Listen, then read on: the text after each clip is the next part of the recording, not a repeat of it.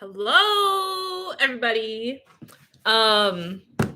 We've got another day of holes here, but also I want to share some very wonderful mail that I got in the actual snail mail from Tess. So I don't know if is Tess here yet? Tess, are you here? Maybe I will wait a little minute till Tess gets here because it's just so delightful. And here we go. We're on holes. We're on, if you have this edition right here, then we are on page 37, which is about 2 pages away from chapter 8. Oh, there's Tess. Okay, so I want to share this delightful mail that I got because first of all, it has an astronaut teacher stamp because this is Sally Ride, which is extremely exciting.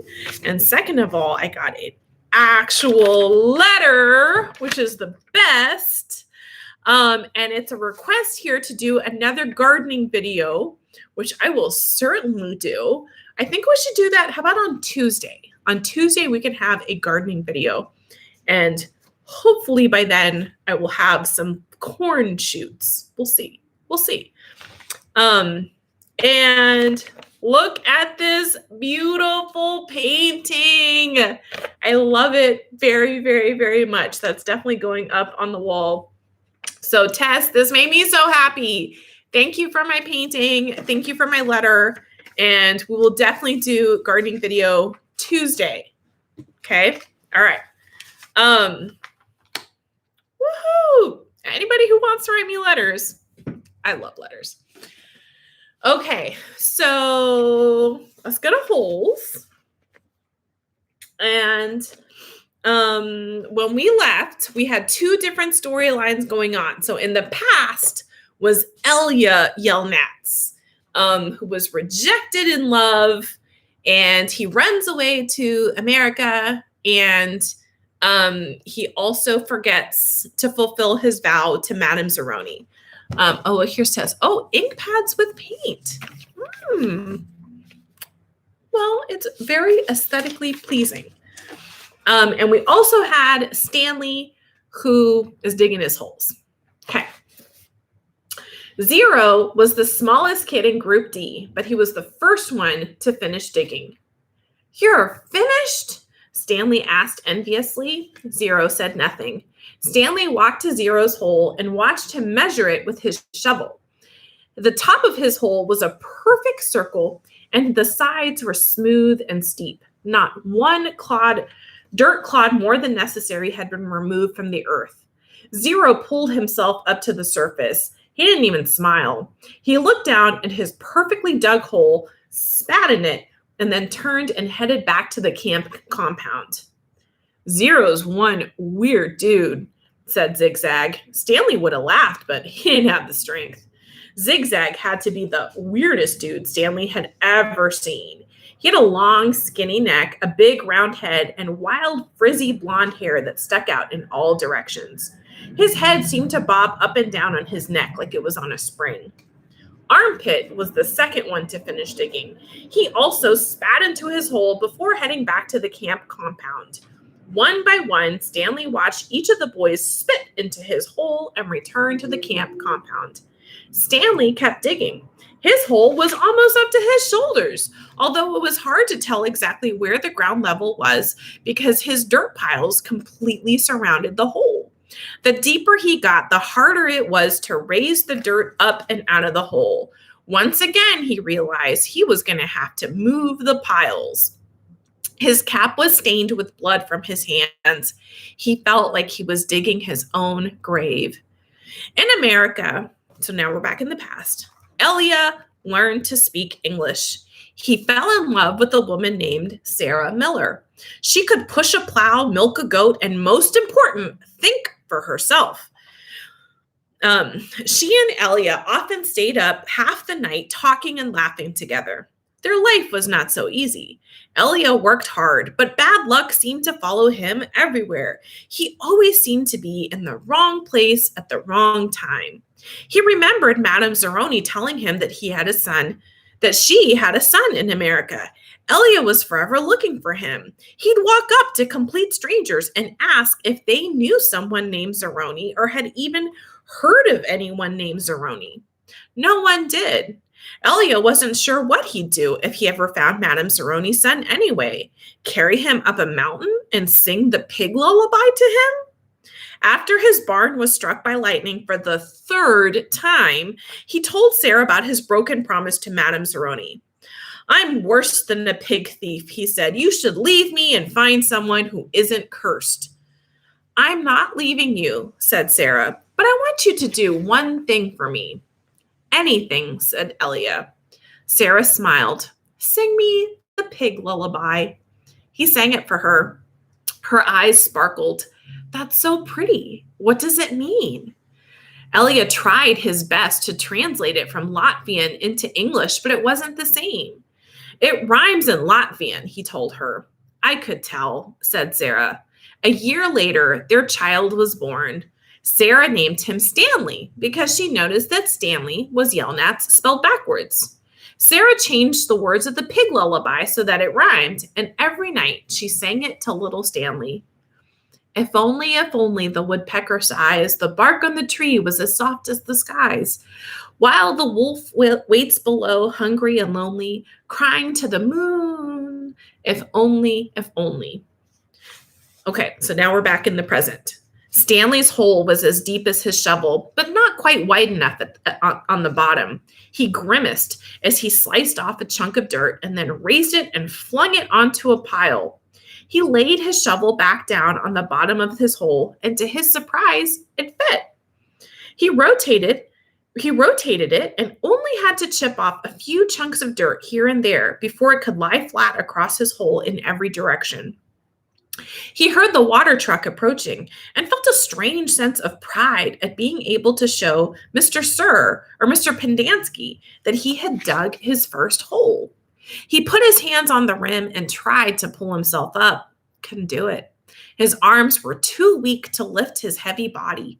He used his legs to help, but he just didn't have any strength. He was trapped in the hole. It was almost funny, but he wasn't in the mood to laugh.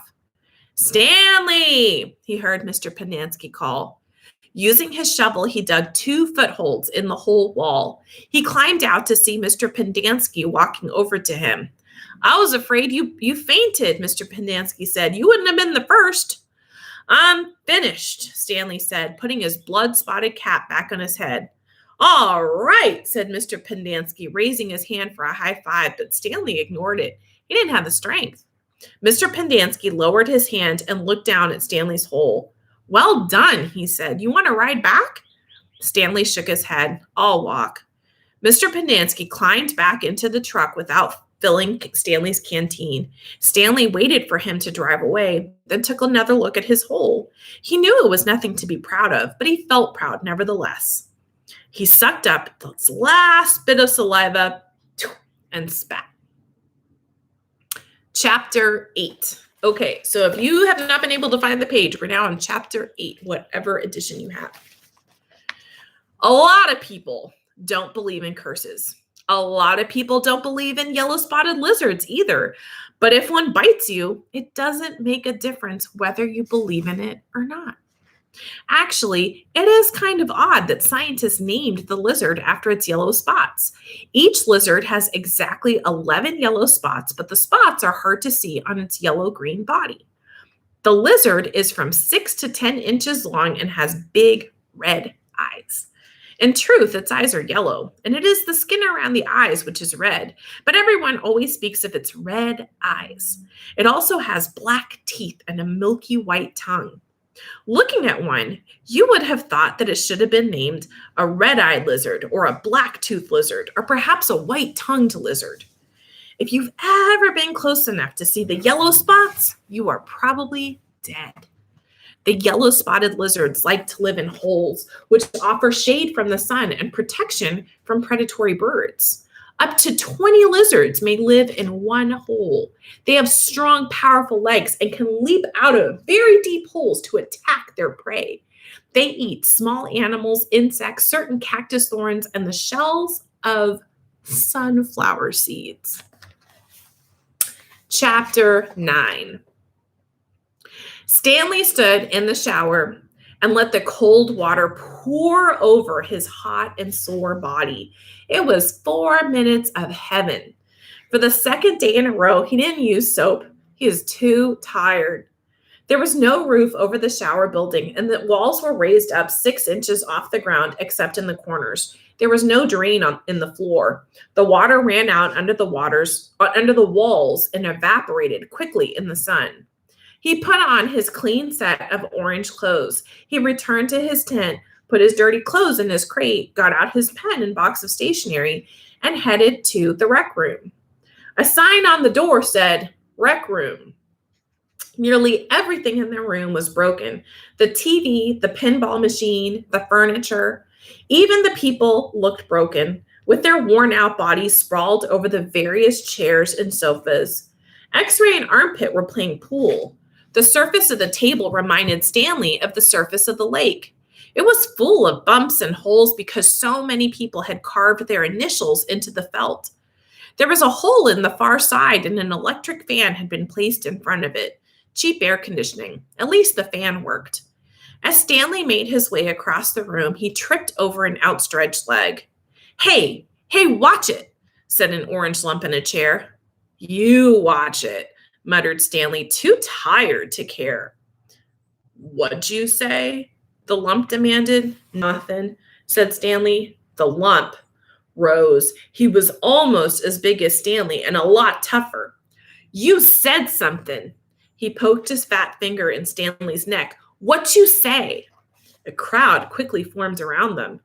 Be cool, said X-Ray. He put his hands on Stanley's shoulder. You don't want to mess with Caveman, he warned. The Caveman's cool, said Armpit.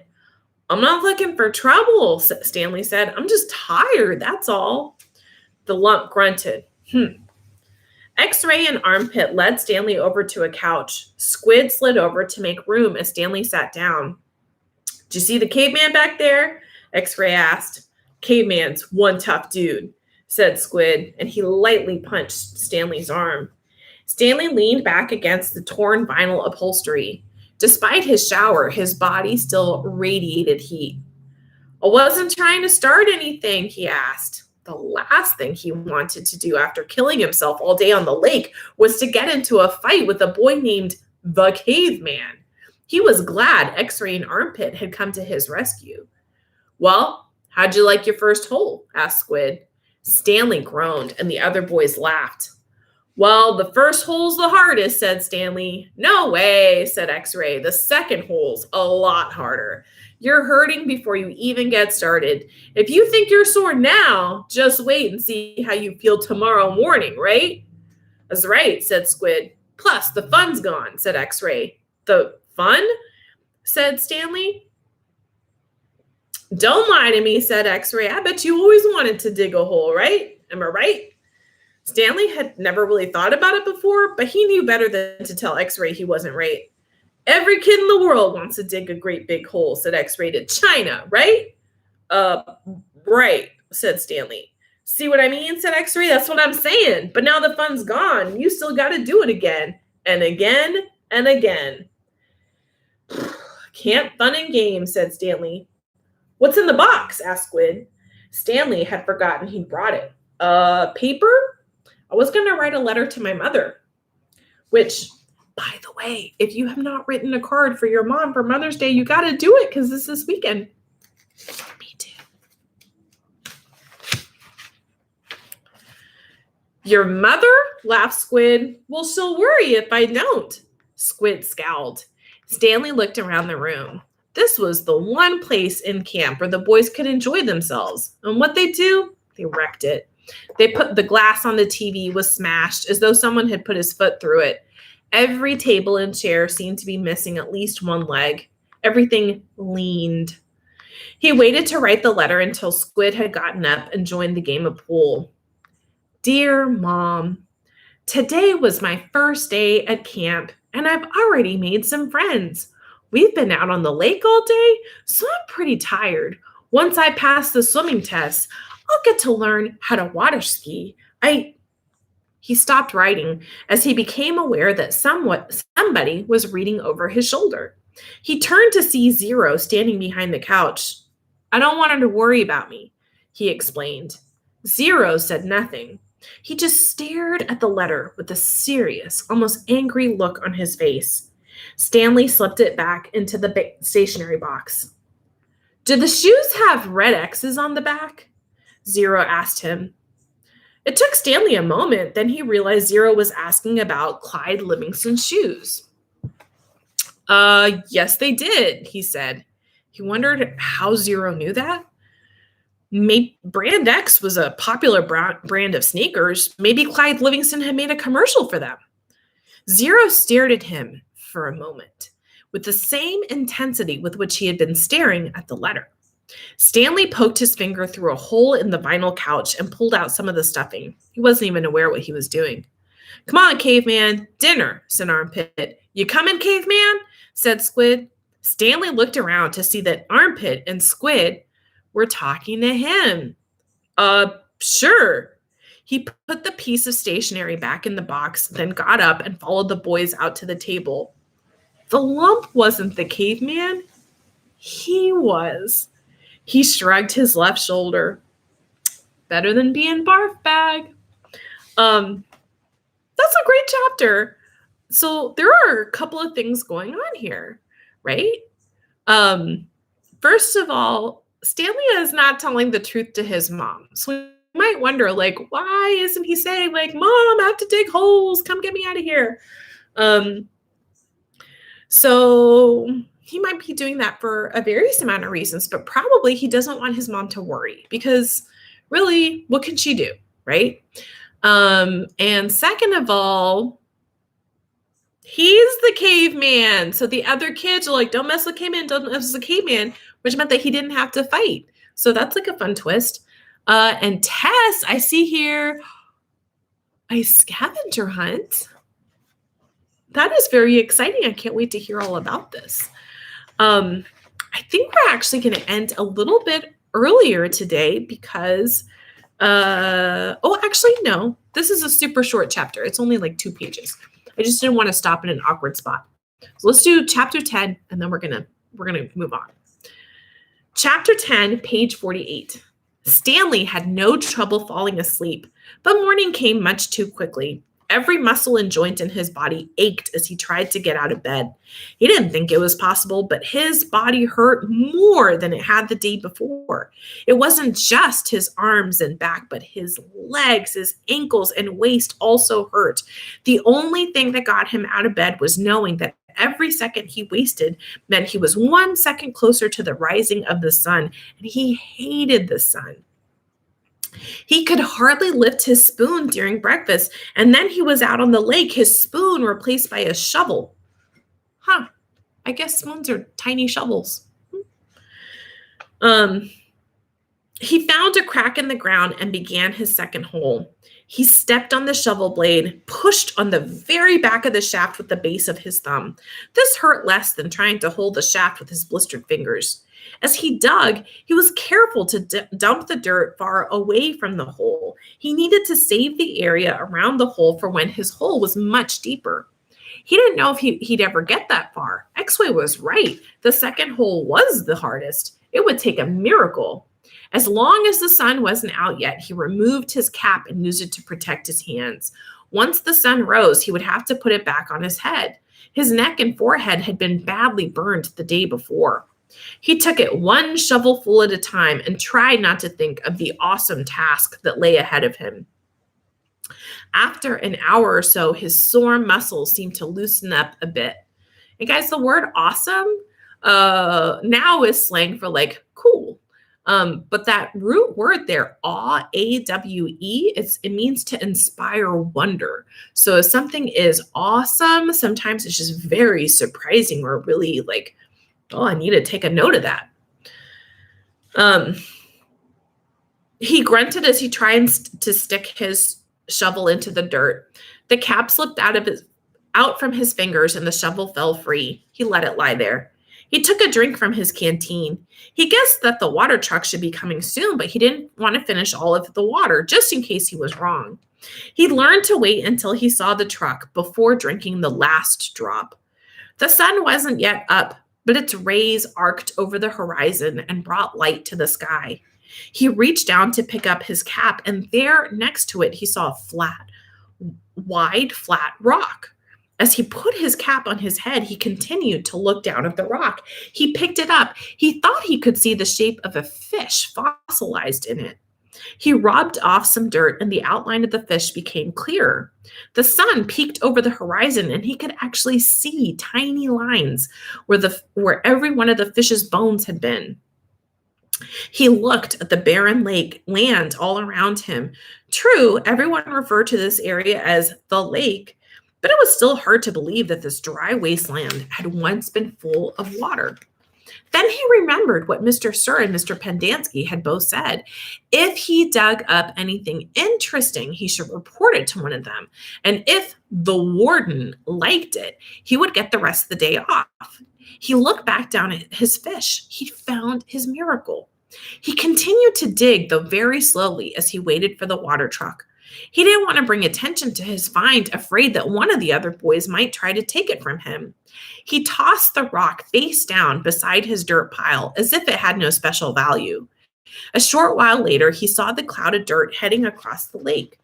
The truck stopped and the boys lined up. They always lined up in the same order, Stanley realized, no matter who got there first. X-Ray was always at the front of the line. Then came Armpit, Squid, Zigzag, Magnet, and Zero. Stanley got in line behind Zero. He was glad to be at the back so no one would notice his fossil. His pants had very large pockets, but the rock still made a bulge. Mr. Pendanski filled each boy's canteen until Stanley was the only one left. I found something, Stanley said, taking it out of his pocket. Mr. Pendanski reached for Stanley's canteen, but Stanley handed him the rock instead. What's this? It's a fossil, said Stanley. See the fish? Mr. Pendanski looked at it again. See, you can even see its little bones, said Stanley. Interesting, said Mr. Pendanski. Let me have your canteen. Stanley handed it to him. Mr. Pendanski filled it and then returned it. So, do I get the rest of the day off? What for? Well, you said if I found something interesting, the warden would give me the day off. Mr. Pendanski laughed as he gave the fossil back to Stanley. Sorry, Stanley. The warden isn't interested in fossils. Let me see that, said Magnet, taking the rock from Stanley. Stanley continued to stare at Mr. Pendanski. Hey, Zig, dig this rock. Cool, said Zigzag. Stanley saw his fossil being passed around.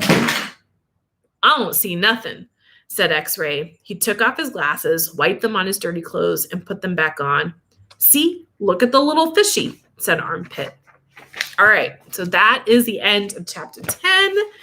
On Monday, we will read chapter 11, and on Tuesday, we'll have another garden day. So have a very, very, very wonderful weekend. And Tess, I can't believe that you made all of these scavenger hunts. Is very exciting, and I can't wait to hear about it. All right, bye, guys.